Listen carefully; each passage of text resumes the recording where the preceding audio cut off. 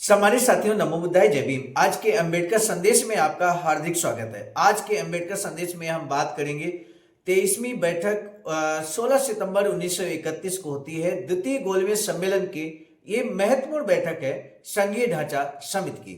संघीय ढांचा समिति में बाबा साहब का क्रांतिकारी स्पीच होता है। भारत किस तरह का राष्ट्र बने, इस संबंध में महत्वपूर्ण क्रांतिकारी विचार बाबा साहब के इस समय आप सुन रहे हैं अंबेडकर संदेश के माध्यम से। आज अगला भाग लेकर हम उपस्थित हुए हैं। पहले भाग में आपने बाबा साहब के स्पीच को सुना था। आज के इस अंबेडकर संदेश में हम आपको बताएंगे कि किस तरह से बाबा साहब ने 1931 में ही भारत की 562 छोटी बड़ी मिलाकर रियासतें थीं, इनके एकीकरण की अगर नींव किसी ने रखी है तो परम पूज्य बोधिसत्व बाबा साहब डॉक्टर भीमराव अंबेडकर ने रखी है। आज के अंबेडकर संदेश को सुनने के बाद निश्चित तौर पर इस बात को आप समझेंगे और उसके बारीकी से विश्लेषण भी आप कर पाएंगे। वर्तमान में आप जानते हैं कि सरदार वल्लभ भाई पटेल को भारत की 562 रियासतों के एकीकरण के लिए यूं कहें कि उन्हें ही श्रेय दिया जाता है। इस देश को एकीकरण के सूत्र में बांधने के लिए, विभिन्न रियासतों को एकीकरण के सूत्र में बांधने के लिए सरदार वल्लभ भाई पटेल को श्रेय दिया जाता है। लेकिन यदि आप इतिहास को पढ़ेंगे, इतिहास को समझेंगे, खासकर इस द्वितीय गोलमेज सम्मेलन में जब बाबा साहब इस बात को कहते हैं, तो जब बाबा साहब की बात को आप सुनेंगे, समझेंगे, तो आप स्वयं भी इस बात को कहेंगे कि वास्तविकता तो ये है कि बाबा साहब ने ही भारत की 562 रियासतों के एकीकरण की मजबूत आधारशिला रख दी थी 1931 में। तो आइए आज विस्तार से जानते हैं कि किस तरह से बाबा साहब ने भारत के एकीकरण, भारत की विभिन्न रियासतों के एकीकरण की बात यहाँ पर महत्वपूर्ण और मजबूती के साथ उठाई है। समझ सकते हैं आज का अंबेडकर संदेश बाबा साहब डॉक्टर अंबेडकर संपूर्ण वाङ्मय खंड 5 से हम लेकर उपस्थित हो चुके हैं। पेज नंबर 116 से लेकर हम बात करेंगे 119 तक। BBAIC अर्थात बुद्धा बोधिसत्व अंबेडकर इंटरनेशनल सेंटर सारनाथ वाराणसी के सौजन्य से आज का अंबेडकर संदेश अब हम आपकी सेवा में प्रस्तुत कर रहे हैं। बाबा साहब कहते हैं कि संघीय ढांचा विधान मंडल में ब्रिटिश भारत के प्रांतों को प्रतिनिधित्व दिए जाने के बारे में मुझे सिर्फ इतना ही कहना था। मैं अब इस विषय के दूसरे पक्ष पर अर्थात संघीय विधान मंडल में देशी राज्यों की प्रतिनिधित्व के बारे में कहना चाहता हूँ। इस पर विचार करते समय दो सवाल पैदा होते हैं। पहला यह है कि क्या हर राज्य को अलग अलग प्रतिनिधित्व दिया जाए या प्रतिनिधित्व देने के लिए इनको वर्गों में बांट दिया जाए, और दूसरा यह है कि इनको प्रतिनिधित्व किस तरह दिया जाए, चुनाव के द्वारा या नामजदगी के द्वारा। मैं पहले सवाल को लेता हूं, तब बाबा साहब कहते हैं कि संघीय संरचना उप समिति ने सिफारिश की है कि यह मामला राज्यों पर छोड़ दिया जाना चाहिए। उप समिति की इस सिफारिश से मैं सहमत न हो सकूंगा। मैं ये मानने के लिए बिल्कुल भी तैयार नहीं हूं कि यह एक ऐसा मामला है जिस पर राज्यों को निर्णय करना चाहिए। मेरा दृष्टिकोण तो यह है कि संघीय संरचना समिति को यह तय करना चाहिए कि जो संघीय संविधान हम बनाने जा रहे हैं उसमें किसी प्रकार किस इकाई को वह संघीय संविधान की इकाई मानती है। कृपया यह विचार करें कि अगर सारा मामला देशी राज्यों पर छोड़ दिया गया तब उसके क्या परिणाम होंगे। सबसे पहले तो मैं ये अनुमान करता हूं कि भारतीय संघ में हर राज्य का प्रतिनिधि रहेगा। अगर ऐसा होता है तब मेरा निवेदन है कि भारत में जो संघ बनेगा वह एक विशालकाय संघ होगा। आइए इस पर तुलनात्मक दृष्टि से विचार करें। जर्मन साम्राज्य के संघ राज्य में सिर्फ 25 इकाइयां हैं, ऑस्ट्रेलिया में सिर्फ 5 और ऑस्ट्रिया में 8, कनाडा में 4, स्विट्जरलैंड में 22 और अमेरिका में, जो अब तक का सबसे बड़ा संघ है, 48 इकाइयां हैं। अगर मैं ये मानकर चलूं कि हर राज्य को प्रतिनिधित्व दिया जाना है तब हमारे संघ में लगभग 530 इकाइयां होंगी। दूसरी ओर अगर हम ये माने कि हम जिस संघ की परिकल्पना कर रहे हैं उसमें सभी राज्यों को प्रतिनिधित्व नहीं दिया जाना है, तब जो सवाल उठता है वह यह है कि उस आदर्श का क्या होगा जो हमने अपने लिए निश्चित कर रखा है। यह आदर्श है कि हमारे नए संविधान में जो हम बनाने जा रहे हैं भारत के हर भाग को प्रतिनिधित्व दिया जाना चाहिए। अगर कोई राज्य प्रतिनिधित्व से हमेशा के लिए वंचित हो जाएगा, उसका क्या होगा? यह एक समस्या है जिस पर हमें विचार करना होगा। अध्यक्ष महोदय, मैंने यह सवाल इसलिए नहीं उठाया है कि भारतीय संघ में जिन राज्यों को प्रतिनिधित्व दिया जाना है उनकी संख्या के बारे में मैं चिंतित हूं। मुझे जो चिंता खाई जा रही है वह यह है कि इस सवाल के बावजूद कि जिन इकाइयों को इस प्रकार मान्यता दी जाएगी, क्या वे आधुनिक सभ्यता के बोझ को सहन करने में समर्थ हैं? क्या हम भारत के भावी संघ में भारत के हर राज्य को एक स्वतंत्र इकाई के रूप में मान्यता देंगे, या हम अपने संघ में उन्हीं इकाइयों को शामिल करेंगे जिनमें न्यूनतम सामर्थ्य होगी? जब हम देशी राज्यों के बारे में इस दृष्टि से विचार करने लगेंगे, तब निश्चित ही हमें उन विभिन्न परिस्थितियों की पूरी जानकारी नहीं होगी जो इन विभिन्न राज्यों में हमें देखने को मिलेगी। अध्यक्ष महोदय, आपकी अनुमति से मैं यहाँ एक संक्षिप्त अंश पढ़ रहा हूँ जिसमें मौजूदा देशी राज्यों का वर्णन किया गया है। यह अंश मैं श्री डी.बी. गुंडप्पा की the status of their people in the Indian constitutions नामक पुस्तक से पढ़ रहा हूँ। असल में यही स्थिति है। उन्होंने एक तालिका दी है। मैं समिति की सुविधा के लिए ये तालिका नहीं पढ़ूंगा, लेकिन इस पर उनकी टिप्पणी को सुना रहा हूं। ऊपर दी गई तालिका से यह स्पष्ट है कि कुल 454 राज्य ऐसे हैं जिनका क्षेत्रफल 1000 वर्ग मील से कम है। 452 राज्यों की आबादी 1 लाख से भी कम है। 374 राज्यों का राजस्व 1 लाख रुपए से कम है। ब्रिटिश भारत का क्षेत्रफल 10,94,300 वर्ग मील है। आबादी लगभग 22.2 करोड़ है और इसमें 273 जिले हैं। इस तरह ब्रिटिश भारत में एक जिले का औसत क्षेत्रफल 4000 वर्ग मील है और यहाँ की औसत आबादी लगभग 8 लाख है। अगर ये सुझाव दिया गया होता कि ब्रिटिश भारत के हर जिले को एक राज्य बना दिया जाए, ब्रिटिश भारत के हर जिले को एक राज्य बना दिया जाए, तब विचार करने पर ही कितना भोंडा लगेगा। हमारे 562 राज्यों में से सिर्फ 30 राज्य ऐसे हैं जिनका क्षेत्रफल, जिनकी आबादी और राजस्व के लिए जिनके साधन ब्रिटिश भारत के एक औसत जिले के बराबर है। कुछ राज्य तो इतने छोटे हैं कि उन्हें राज्य कहने में संकोच होता है। लगभग 15 ऐसे राज्य हैं जिनका क्षेत्रफल मुश्किल से 1 वर्ग मील भी नहीं है। 27 ऐसे राज्य हैं जिनका क्षेत्रफल मात्र 1 वर्ग मील है। सूरत जिले में 14 राज्य हैं और 1925 की सूची के अनुसार उनमें से किसी भी राज्य का राजस्व पिछले वित्तीय वर्ष में 3000 रुपये भी नहीं रहा है। इनमें से 3 राज्य ऐसे हैं जहां 100 व्यक्ति भी नहीं रहते हैं और 5 ऐसे हैं जिनका राजस्व 100 रुपये भी नहीं है। इस पुस्तक में सबसे कम राजस्व एक वर्ष में 20 रुपये बताया गया है। महाराजा बीकानेर बाबा साहब के स्पीच को रोकते हुए बीच में ही बोल देते हैं। वो कहते हैं कि मैंने कल जो कुछ कहा था, क्या इससे इसकी पुष्टि नहीं होती कि भारतीय राज्यों में ऐसी इकाइयों को राज्य या पूर्ण रूप से आत्मनिर्भर राज्य मानने के बारे में गलतफहमी है? तब बाबा साहब कहते हैं नहीं, कोई गलतफहमी नहीं है। महाराजा बीकानेर कहते हैं इसे भी देशी राज्य समझा गया और वही गलती हुई जो पहले हुई थी। इस बारे में माननीय मिर्जा कुछ और बता सकेंगे?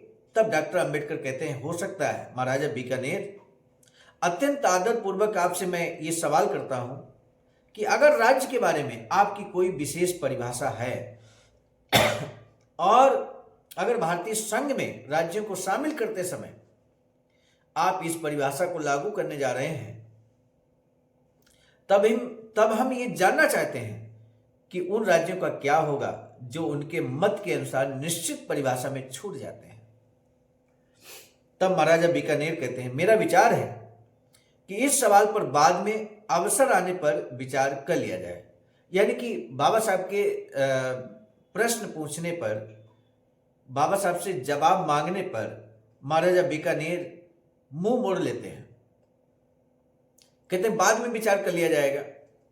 विचार अभी होना है, बाद में विचार क्यों? तब बाबा साहब कहते हैं संघीय संरचना समिति आंख बंद कर राज्यों को वह सब कुछ नहीं दे सकती जो वे मानते हैं। तब महाराजा बीकानेर कहते हैं, राज्य भी ऐसा नहीं कर सकते। हम कोरे चेक पर तो दस्तखत नहीं कर सकते। हमें चाहिए कि हम एक दूसरे की दिक्कतों को समझें।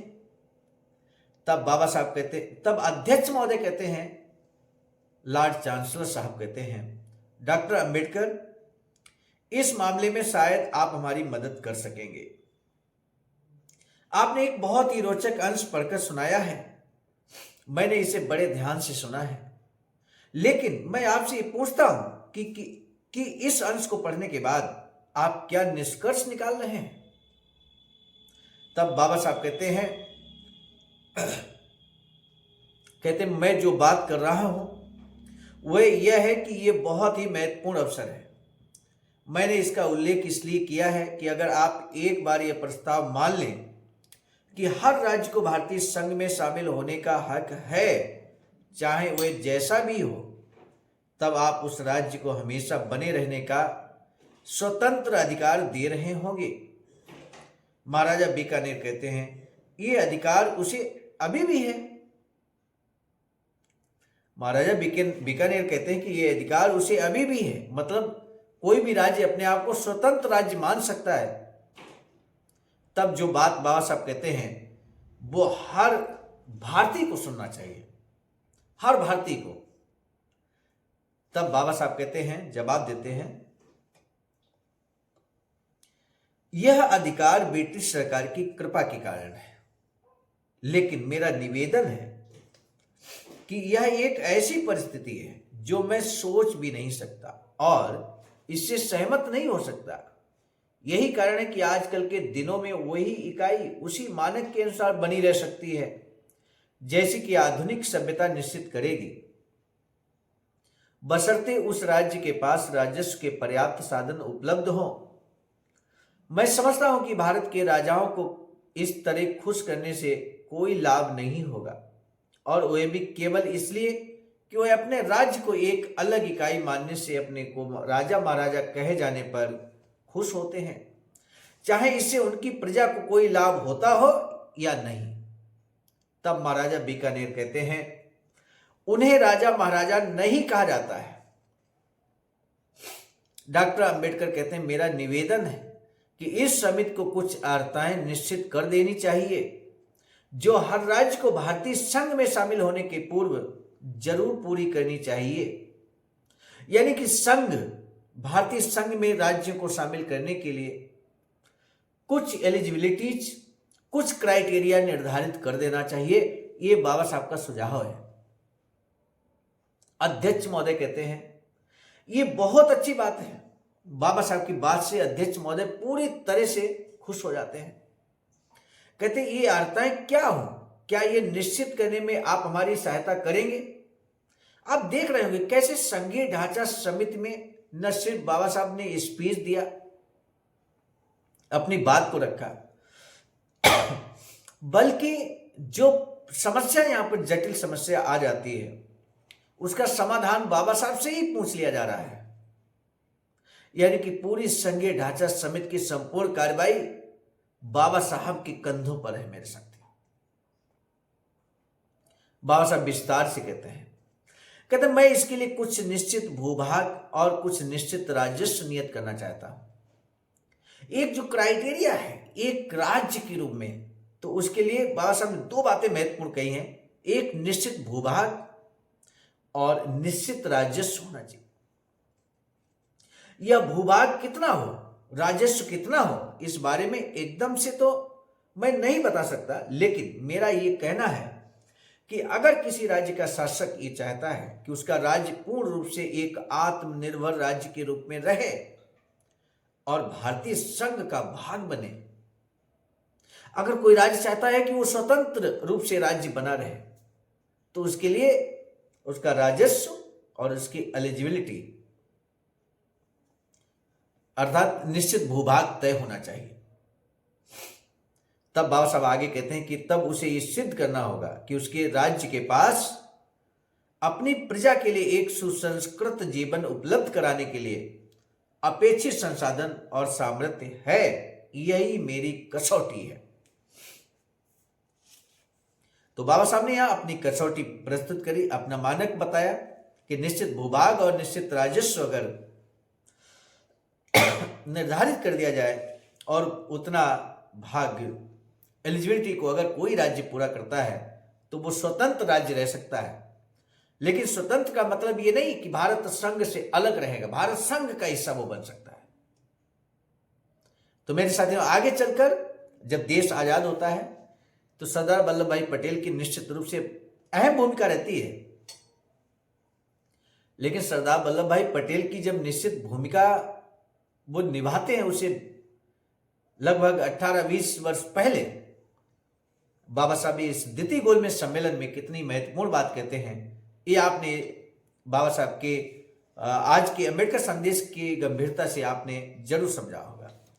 सामान्य साथियों, यहाँ पर जब ये बात आती है कि स्वतंत्र भारतीय संघ में किसी राज्य को स्वतंत्र रूप से शामिल, कोई भी राज्य चाहता है कि वो स्वतंत्र रहे भारतीय संघ का हिस्सा बनते हुए, तो बाबा साहब के अनुसार उसकी एलिजिबिलिटी, अर्हताएं क्या होनी चाहिए।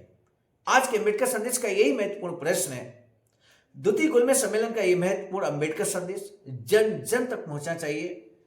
महाराजा बीकानेर और बाबा साहब के बीच हुई चर्चा, अध्यक्ष महोदय के द्वारा बाबा साहब के द्वारा पूछे गए सुझाव, बाबा साहब के द्वारा दिए गए सुझाव, ये जन जन तक पहुंचना चाहिए।